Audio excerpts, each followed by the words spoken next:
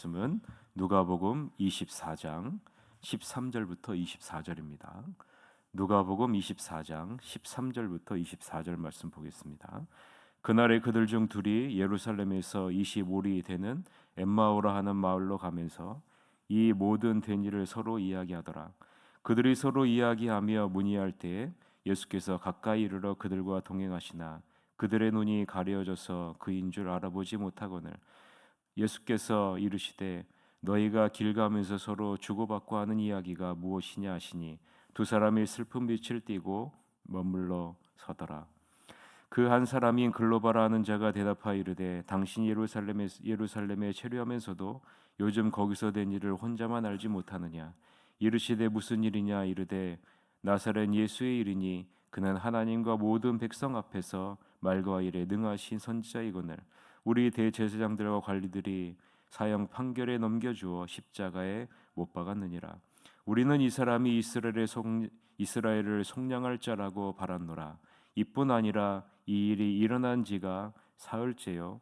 또한 우리 중에 어떤 여자들이 우리로 놀라게 하였으니 이는 그들이 새벽에 무덤에 갔다가 그의 시체를 보지 못하고 와서 그가 살아나셨다 하는 천사들의 나타남을 보았다 함이라. 또 우리와 함께 한 자 중에 두어 사람이 무덤에 가 과연 여자들이 말한 바와 같음을 보았으나 예수는 보지 못하였느니라 하거늘. 아멘. 오늘은 부활하신 예수님과 기쁘게 동행하라라는 제목으로 하나님 말씀을 보겠습니다. 그날 즉 주의 첫 번째 날인 일요일, 즉 여인들이 예수님께 부활하셨다고 알려준 날에 예수님의 12제자가 아닌 다른 제자들 가운데 둘이 예루살렘에서 유월절을 마치고 예루살렘에서 엠마오라 하는 마을로 갑니다. 예루살렘에서 엠마오까지의 거리는 25리, 즉 약 11km 정도 떨어져 있는 거리죠. 그 중에 한 명의 이름이 글로바죠. 이들은 엠마오로 가면서 예수에 관한 일들을 이야기합니다.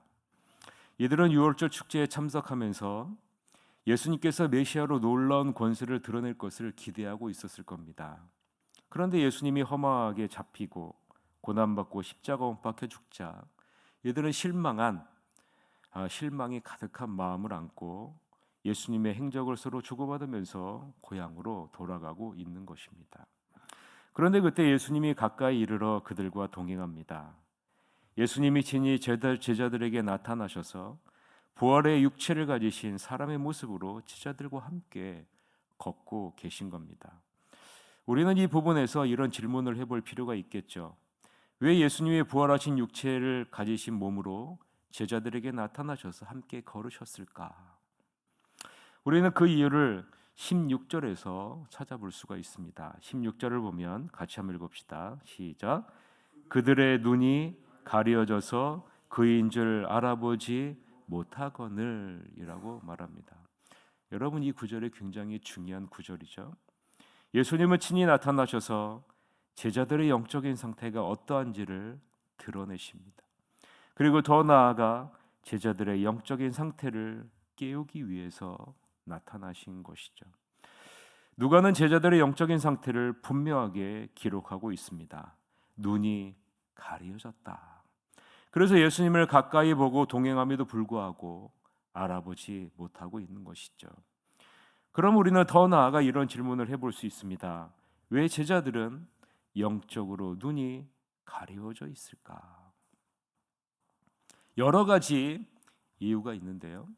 오늘 두 가지 이유를 살펴보고 내일 한 가지 이유를 더 살펴보도록 하겠습니다. 이들은 예수님의 모든 된 일을 서로 이야기할 정도로 예수님과 가까이 지냈고 오랜 세월 동안 예수님과 동행한 제자들인데 예수님의 얼굴을 정확히 알고 있는 것이 분명한데 왜 같이 걷고 있고 가까이 있는 부활하신 예수님을 알아보지 못했을까? 여러분은 어떻게 생각하십니까? 이것을 알 수 있는 힌트가 19절에서부터 24절에 나오는데요. 한번 같이 한번 읽읍시다. 19절에서부터 24절입니다. 이르시되 무슨 일이냐? 이르되 나사렛 예수의 일이니 그는 하나님과 모든 백성 앞에서 말과 일에 능하신 선지자이거늘 우리 대제사장들과 관리들이 사형 판결에 넘겨주어 십자가에 못 박았느니라. 우리는 이 사람이 이스라엘을 속량할 자라고 바랐노라. 이뿐 아니라 이 일이 일어난 지가 사흘째요. 또한 우리 중에 어떤 여자들이 우리로 놀라게 하였으니 이는 그들이 새벽에 무덤에 갔다가 그의 시체는 보지 못하고 와서 그가 살아나셨다 하는 천사들의 나타남을 보았다 함이라.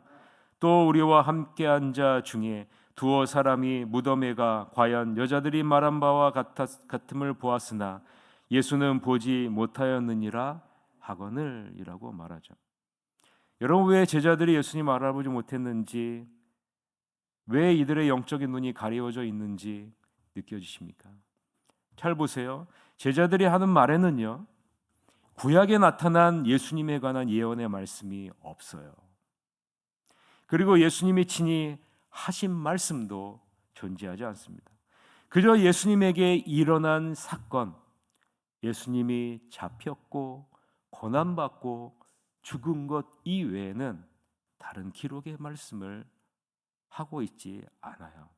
여러분, 무슨 말씀인지 느껴지십니까? 이들은 하나님이 하신 말씀에는 관심이 없는 거예요. 메시아에 대해 예언한 하나님의 말씀에 관심이 없는 겁니다. 하나님의 말씀에 관심이 없는 이유가 무엇일까요? 이들의 관심은 하나님의 말씀이 아니라, 하나님이 원하시는 것이 아니라 자기 자신들이 원하는 것이기 때문입니다. 하나님의 뜻, 하나님의 계획, 하나님이 기뻐하시는 것에는 관심이 없어요.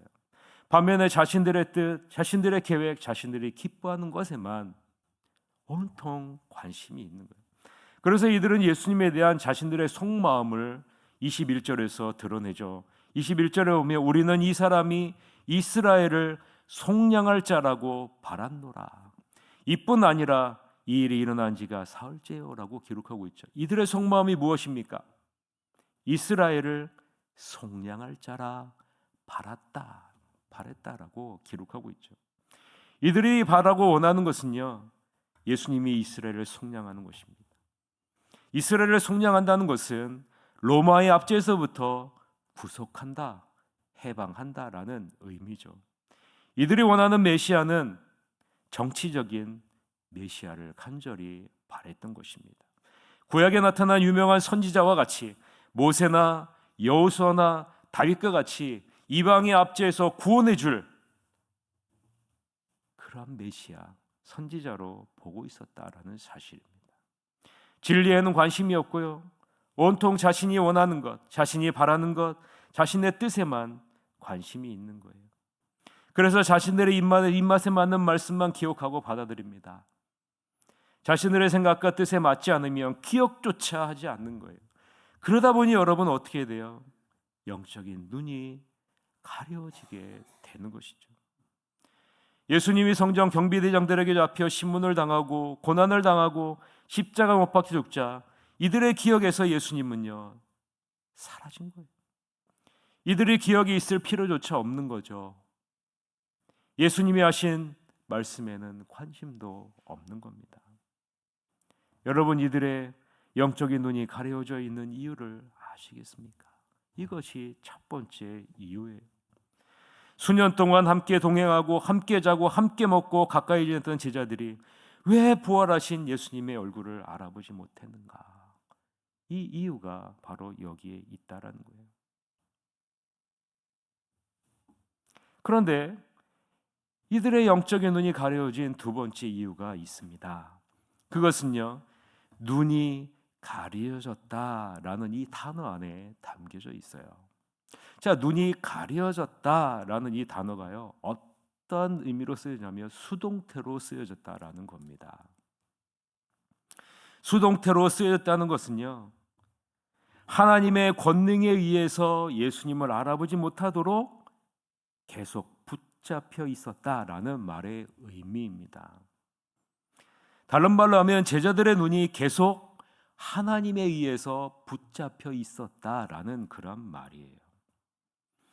제자들이 하나님의 말씀에 관심이 없고 자기들의 주된 관심사에 몰두해 영적인 눈이 가려진 이유도 있지만, 부활하신 예수님을 알아보지 못한 것은 하나님이 그들의 눈이 예수님을 알아보지 못하도록 관여하셨다라는 말이에요. 계속 붙잡고 계셨다라는 말입니다. 요한복음 20장 13절에서부터 15절에 오면 전사들이 이르되 여자여 어찌하여 우느냐 이르되 사람들이 내 주님을 옮겨다가 어디 두었는지 내가 알지 못함이니이다. 이 말을 하고 뒤로 돌이켜 예수께서 서 계신 것을 보았으나 예수이신 줄을 알지 못하더라. 예수께서 이르시되 여자여 어찌하여 울며 누구를 찾느냐 하시니 마리아는 그가 동산지기인 줄 알고 이르되 주여 당신이 옮겼거든 어디에 두었는지 내게 이르소서 그리하면 내가 가져가리이다 라고 말하죠. 부활하신 예수님을 만난 이 여인들도요, 예수님이 누구인지를 알아보지 못했어요. 동산지기인 줄 알았다라는 사실이죠. 여러분, 하나님이 띄워주셔야, 하나님이 우리의 눈을 열어주셔야 우리는 볼 수 있는 거예요.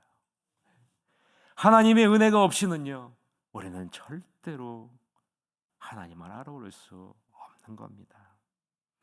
영적인 눈이 띄어지는 것은요, 절대로 우리의 힘으로 되는 것이 아니라라고 말하고 있는 거예요.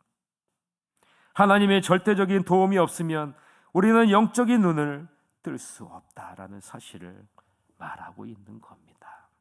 사랑하는 성도 여러분, 여러분은 영적인 무지와 어두움 가운데 있지는 않습니까?